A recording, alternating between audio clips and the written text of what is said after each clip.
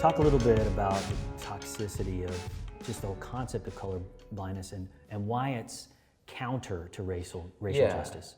Well, again, it's kind of a top-down thing. It's just the concept makes the dominant culture comfortable, and it's designed to do that. So again, it separates you from the unthinkable. So rather than deal with a problem, let's act like it's not there, and that's ultimately that's what's happening. It's acting like our differences aren't there, because if we acknowledge our differences, then you're now indicted, So that's why it's toxic. It erases the indictment, So at the top level, in a macro sense, that's what's going on. But I think in a very specific, individual, person-to-person perspective, it communicates that my distinctions don't matter, right? Which would mean that my identity doesn't matter, right? And that's confusing to a young black man, because you're telling me my identity doesn't matter, yet I'm being treated a certain way because of this identity. So help me understand how these two messages coming from the same mouth make sense, right? So my distinctions don't matter, yet I'm being oppressed because of my distinctions. And then when I tell you that you're treating me like this because of my distinctions, you're saying that I'm creating the race problem because I'm the one talking about the race. It's confusing, and it breeds this almost like disdain, because I'm like, I don't understand you because what you're saying doesn't make sense, right? Not only does it not make sense, it's not how you're acting, right? You're acting like colored, you're not colorblind, but you're telling me you are, So I think in all that, and then now as a believer, right, which is a whole other tier of this, is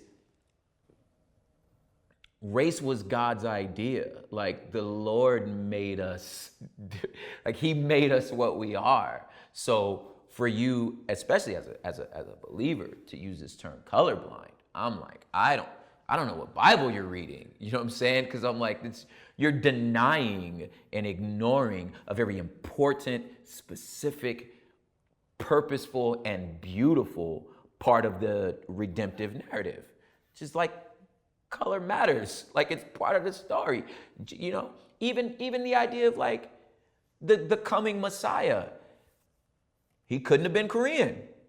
He just couldn't have been, because who his family was, what tribe he's from, where he's from, when he was born, at what time, and in what region are signs to say that this dude's the Messiah, right? And if he didn't come from this region, from this family, from this tribe, from this lineage, then he's not Jesus. Then he's not the Messiah. You know what I'm saying? So like the race mattered. You know what I'm saying? Yeah. So I say all that to say that, it's toxic because, one, it erases my identity, and two, it's a self-defeating statement, because I'm being treated the way that I'm treated because of my color, but you're saying you don't see it. You clearly see it. Yeah.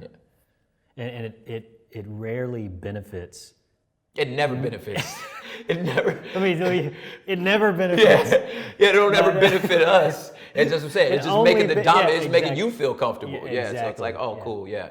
It's in a very crude way. It's like, if a husband was like incredibly abusive to his wife, and he says, well, I'm scar blind. Like, I don't see scars. I don't see your scars, baby. Well, sweetheart, you gave them to me. What do you mean you don't see them? You know what I'm saying? It's, you did this. Like, you know what I'm saying? They're there. Okay. So like, but that makes you feel better to be like, oh, baby, it's in the past, and I don't see your scars, baby. You're beautiful. Yeah. I know I am. Like, but I got scars. They're there.